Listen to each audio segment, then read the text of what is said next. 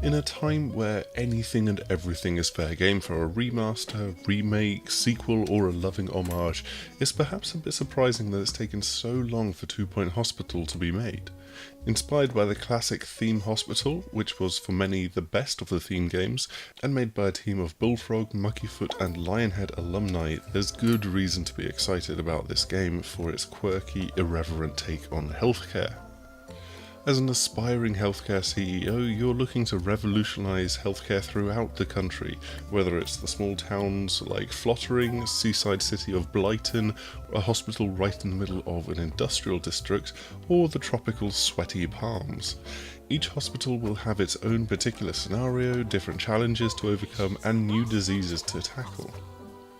People will walk through your door with all manner of weird and wonderful ailments, from nasty bouts of lightheadedness, turning the patient's head into a great big light bulb, to clowns needing to be declownified, cubists that need to go through a recovery machine, and patients that believe themselves to be Freddie Mercury-esque pop stars, right down to the bright yellow jacket and exaggerated walk.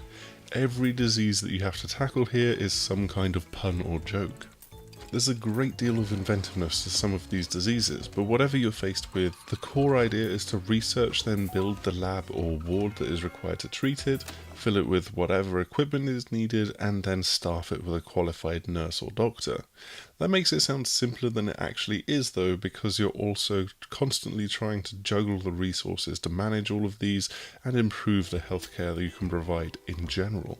It can be rather pricey to get a doctor or nurse in place to do a good job for one thing, as they all have various perks and specialties, and in order to speed things up you might also want to upgrade the machinery in a lab to be more effective.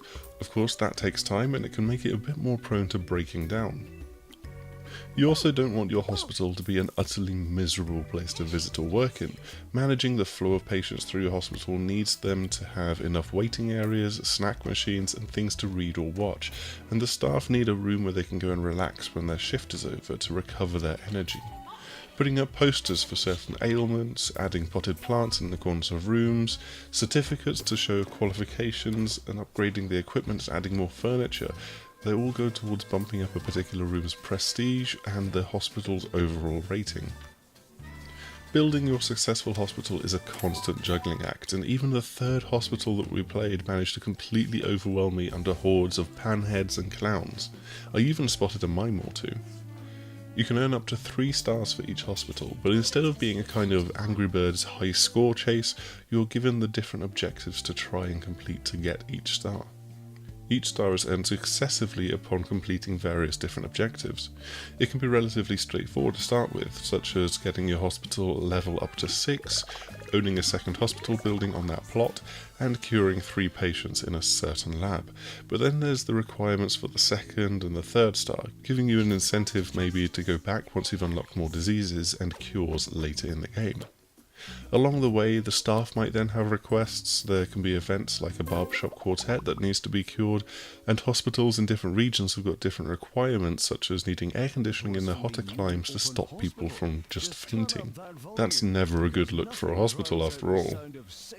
It's not long before you're having to start making difficult decisions about staffing and resources. Training up staff will give them those new perks and specialties that allow them to treat patients much more quickly, but it takes time and requires a teacher to also drop what they're doing in the hospital or be hired from outside. So while you're training up your staff, that could be 1, 2, 3 or more people who are not treating patients during that time.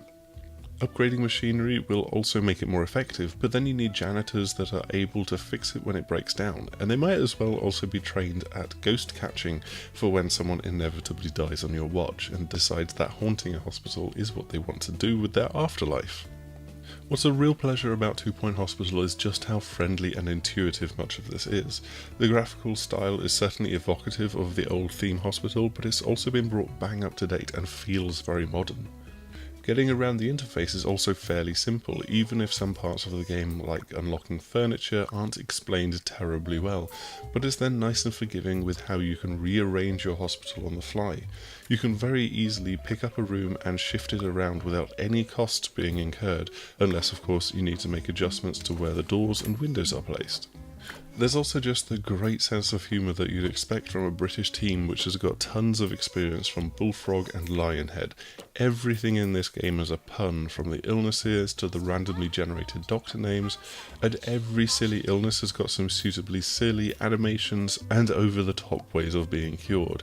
Even the hospital radio and tannoy have got their quirky, cheesy patter down to a T. 2 Point Hospital is coming together really nicely. This game is the dictionary definition of charming, but it won't take you long to realise the depths of the hospital management sim beneath.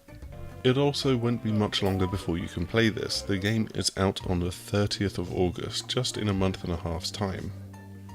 Thanks as ever for checking out this video. Hopefully you found it nice and interesting, and maybe you like the look of the game. If you have enjoyed it, please do like, subscribe and share, and hopefully we will see you again soon. Goodbye!